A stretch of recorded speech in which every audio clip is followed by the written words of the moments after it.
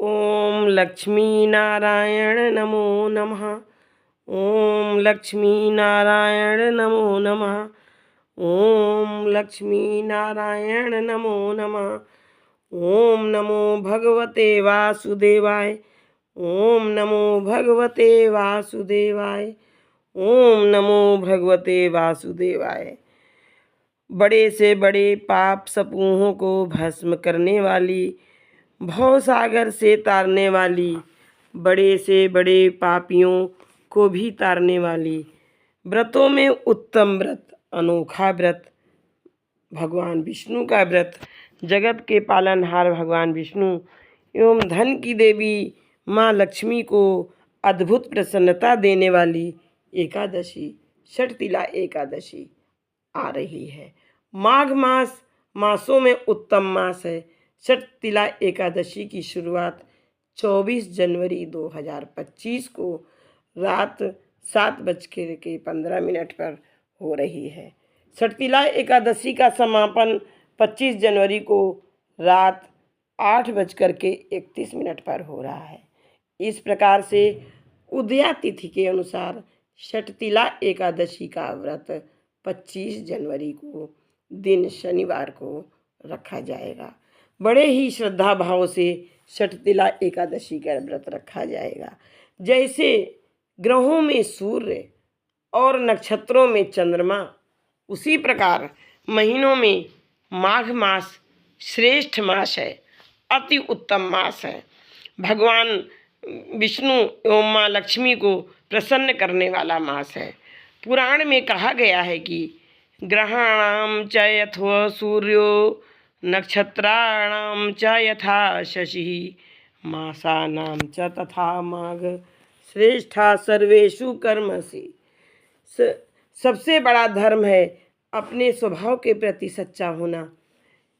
भगवान श्री कृष्ण युधिष्ठिर से कहते हैं कि हे युधिष्ठिर, जो सदा एकादशी का व्रत करते हैं वे व्यक्ति, वे लोग हमें अतिशय प्रिय हैं। कहते हैं कि हे युधिष्ठिर, नागों में जैसे शेष, पक्षियों में जैसे गरुण, यज्ञों में जैसे अश्वमेध, नदियों में जैसे गंगा श्रेष्ठ है, उसी प्रकार व्रतों में एकादशी व्रत श्रेष्ठ है। तो व्रतों में एकादशी व्रत श्रेष्ठ और मासों में माघ मास श्रेष्ठ। माघ मास 6 प्रकार से श्रेष्ठ है। तो इसमें भगवान सच्चिदानंद, भगवान जगत के पालनहार भगवान विष्णु की प्रार्थना करते हैं। सच्चिदानंद रूपाय विश्वोत्पत्ति आदि हेतवे तापत्रय विनाशाय श्री कृष्णाय वयम नुमः। श्री कृष्णाय वयम नुमः। फिर कहते हैं कि हे युधिष्ठिर, जो सदा एकादशी का व्रत करते हैं वे जन मुझे अतिशय प्रिय हैं। माघ मास की कृष्ण पक्ष की एकादशी का नाम, जो कि भवसागर से तारने वाली है, बड़े से बड़े पाप समूहों को नष्ट करने वाली है, बड़े से बड़े पापियों को भी तारने वाली है। यह व्रतों में अद्भुत, अति अद्भुत और उत्तम एवं अनोखा व्रत है। माघ मास की एकादशी को षटतिला एकादशी के नाम से प्रसिद्ध है, क्योंकि इसमें जो तिल होते हैं, तिल का 6 प्रकार से उपयोग किया जाता है। 6 प्रकार कौन से हैं? सबसे पहले तो तिल का उबटन करते हैं, तिल से स्नान करते हैं, तिल का भोजन करते हैं, तिल का दान देते हैं, तिल का हवन करते हैं, तिल का तर्पण करते हैं। इस प्रकार से 6 प्रकार से तिलों का प्रयोग करके भगवान जगत के पालनहार विष्णु की शांति मूर्ति की, उनकी जो है ये स्तुति करते हैं। कहते हैं कि युक्ता आहार विहारस्य युक्त चेष्टस्य कर्मसु युक्त स्वप्न अवबोधस्य योगो भवति दुःखा। दुखों को नष्ट करने वाला यह एकादशी व्रत, हे अर्जुन, यह बहुत भोजन करने वाले का नहीं है, बिल्कुल ना भोजन करने वाले का नहीं है, बहुत शयन करने वाले का नहीं है, और बिल्कुल ना सोने वाले का नहीं है। यानी कि फिर इसके बाद सबसे पहले इन स्तुतियों को करके अपने हाथ में जल ले करके भगवान को, अपने मंत्र को और पवित्र करते हैं। ओम केशवाय नमः, ओम नारायणाय नमः, ओम माधवाय नमः। ओम केशवाय नमः, ओम नारायणाय नमः, ओम माधवाय नमः। इस पवित्रीकरण मंत्र को पढ़ते हैं, अपने शरीर को और मन को शुद्ध करते हैं। ओम अपवित्रा पवित्रो वः सर्वा अवस्थां गतो अपि वः या स्मरेति पुंडरीकाक्षं सा बाह्य अभ्यंतर शुचि। इसके बाद जो है सब और अन्य मंत्रों का भी पठन करते हैं। कुल देवताभ्यो नमः, वास्तु देवताभ्यो नमः, स्थान देवताभ्यो नमः, सर्वेभ्यो देवेभ्यो नमः, कुल देवताभ्यो नमः, वास्तु देवताभ्यो नमः। भगवान गजानन गणपति की भी वंदना करते हैं, क्योंकि प्रथम पूज्य भगवान गणपति हैं। ओम सुमुखस्य एकदन्तस्य कपिलो गजकर्णका लंबोदरस्य विकटो विघ्ननाशो विनायका धूम्रकेतु गणाध्यक्षो भालचंद्रो गजाननः द्वादशी एतानि नामानि या पठेति शृण्वादपि, यह पठेत शृण्वादपि। इन 12 नामों को भगवान का से अर्चन करना चाहिए। इसके बाद ये भी मंत्र पढ़ते हैं। विद्यारंभे विवाहे च प्रवेशे निर्गमे तथा संग्रामे संकटे चयु विघ्न तस्य न जायते।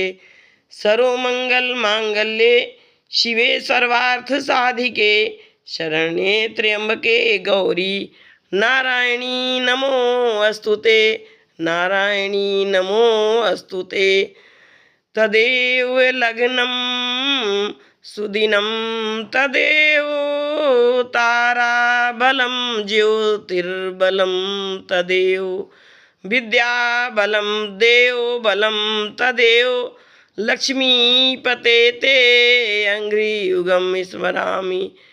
लाभा तेषां जया तेषां कुतश्च तेषां पराजयः येषाम् इंद्रियवर्ष्यामो हृदयस्थो जनार्दन। हमारा अस्तित्व हमारे कर्म से है, किसी के नजरिए से नहीं। हमारा अस्तित्व हमारे कर्म से है, किसी के नजरिए से नहीं। हमारा अस्तित्व हमारे कर्म से है, किसी के नजरिए से नहीं। पद्म पुराण में वर्णित है कि तिलों के बोने पर जितनी शाखाएं पैदा होती हैं, उतने हजारों वर्षों तक दान करने वाला व्यक्ति स्वर्गलोक में प्रतिष्ठित होता है। हे मित्रों, तो मासों में उत्तम मास माघ मास की यह षटतिला एकादशी की कथा भी अति रमणीय और अनुपम है। दालभ्य उवाच, दालभ्य ऋषि कहते हैं, मर्तलोके तु संप्राप्ता पापं कुर्वन्ति जन्तवः ब्रह्म हत्यादि पापैश्च ही अन्यैश्च विविधैयुतः। दालभ्य ऋषि कहते हैं कि मर्तलोक में उत्पन्न जीव पाप करते हैं, ब्रह्म हत्या करते हैं, पराये धन का हरण करने वाले और दूसरे के व्यसनों से सम्मोहित होते हैं। हे ब्राह्मण, ऐसे लोगों को नरक से बचने का उपाय मुझसे कहिए। यह दालभ्य ऋषि कहते हैं, छोटे से प्रयास से पाप शांत हो जाएं, ऐसा कोई उपाय बताइए। दालभ्य ऋषि के पूछने पर पुलस्त ऋषि कहते हैं कि हे महात्मन, साधु साधु, बहुत गुप्त बात पूछी है आपने। ब्रह्मा विष्णु इंद्र और देवताओं ने भी कभी इसका रहस्य नहीं कहा है। हे द्विज, तुम्हारे पूछने से वह गुप्त व्रत मैं तुमसे कहता हूँ, उसे तुम बड़े ही मन लगाकर सुनो। माघ मास के आने पर, जो कि मासों में अति श्रेष्ठ मास है। भगवान जनार्दन भगवान को बहुत अतिशय प्रिय मास है और भगवान जगत के पालनहार भगवान विष्णु और लक्ष्मी जी को प्रसन्न करने वाला व्रत है। ऐसे व्रत को मैं तुमसे कहता हूँ। माघ महीने के आने पर शुद्ध हो करके, स्नान करके, जितेंद्रिय हो करके, काम, क्रोध, लोभ, मोह, मद इत्यादि दुर्गुणों को त्याग कर अपने पैरों को धोकर देव जो भगवान विष्णु भगवान है, जगत के पालनहार हैं, उनका सच्चे मन से पूर्ण श्रद्धा एवं विश्वास से उनका स्मरण करना चाहिए। भूमि में जो गोबर ना गिरा हुआ हो उसमें तिल और कपास मिला के पिंड बनाना चाहिए। 108 पिंड बनावें। उसके बाद माघ मास आने पर इस नियम को प्रारंभ करें। माघ मास के कृष्ण पक्ष की एकादशी से पुत्र रूप फल देने वाले नियम का ग्रहण करें। उसका विधान सुनो। स्नान करके शुद्ध होकर सावधान मन से देवों के देव जो भगवान जगत के पालनहार भगवान विष्णु हैं, उनका अति श्रद्धा, भक्ति और विश्वास से पूजन करे। बीच में छींक या जम्हाई ना आवे। जो सदा कृष्ण के नाम का कीर्तन करते हैं और रात्रि में जागरण करते हैं और रात्रि ही में उनके 108 पिंड से हवन करते हैं और भगवान विष्णु के शंख, चक्र, गदा धारण किए हुए देव देवेश भगवान का ध्यान करते हैं। चंदन, कपूर तथा शर्करा आदि नैवेद्य को बारंबार कृष्ण का नाम उच्चारण करके भगवान का पूजन करते हैं। कोहड़ा, नारियल या बिजौरा से पूजन करते हैं। जो ये सब वस्तुएं ना हो तो सुपारी सबसे उत्तम है। विधि से अर्घ देते हैं, भगवान विष्णु का पूजन करते हैं। हे कृष्ण, हे कृपालु, हे गति रहित को गति देने वाले, हे जगत के पालनहार, संसार रूपी समुद्र में डूबे हुए मनुष्य के ऊपर प्रसन्न हो। हे पुंडरीकाक्ष, हे विश्वभावन, तुम्हें नमस्कार है। हे महापुरुष, हे पूर्वज, मेरे दिए अर्घ को लक्ष्मी सहित आप ग्रहण करें।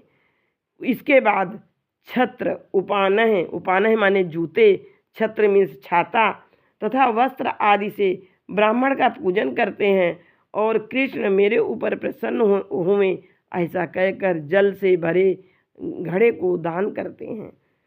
और हे ब्राह्मण, यथाशक्ति कृष्ण गौ का दान करते हैं। कृष्ण में काली गाय का, सांवली गाय का दान करते हैं।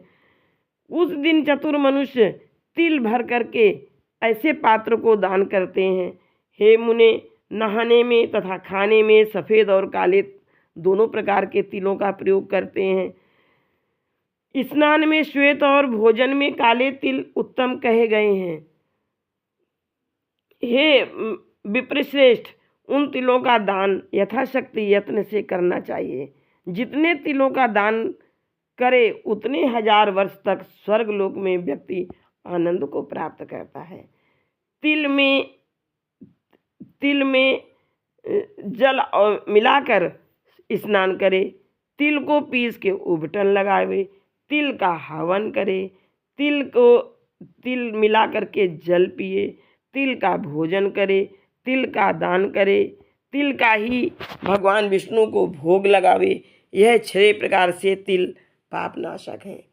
हे नारद मुनि कहते हैं, हे कृष्ण, हे महाभाव, हे भक्त भावन, आपको नमस्कार है। षटतिला एकादशी से उत्पन्न फल कैसे मिलता है? हे कृष्ण, जो आप प्रसन्न हो तो इसको उपाख्यान सहित मुझसे कहिए। श्री कृष्ण कहते हैं कि हे ब्राह्मण, जैसे वृत्तांत मैंने देखे हैं सो मैं तुमसे बताता हूँ। हे नारद, पहले समय में मृत्युलोक में एक ब्राह्मणी रहती थी। वह सदा व्रतों के करने में और देव पूजा में लगी रहती थी। सदा वह मेरी भक्त स्त्री महीने भर के व्रत करने में तत्पर रहती थी। कृष्ण का व्रतोपवास करती पूजा में परायण हो गई थी। हे द्विज श्रेष्ठ, सदा व्रत करने से उसका शरीर अत्यंत दुर्बल हो गया था। वह अति बुद्धिमती स्त्री दीन ब्राह्मणों को और कुमारियों को भक्तिपूर्वक घर आदि का सदा दान देती थी। हे द्विज, वह अति कठिन व्रतों में तत्पर हुई, व्रत करके और उसका शरीर और अधिक शुद्ध और कृश हो गया था और उसने काया के क्लेश से किसी वैष्णव ब्राह्मण को अन्न दान नहीं किया था, जिससे परम तृप्त होती है।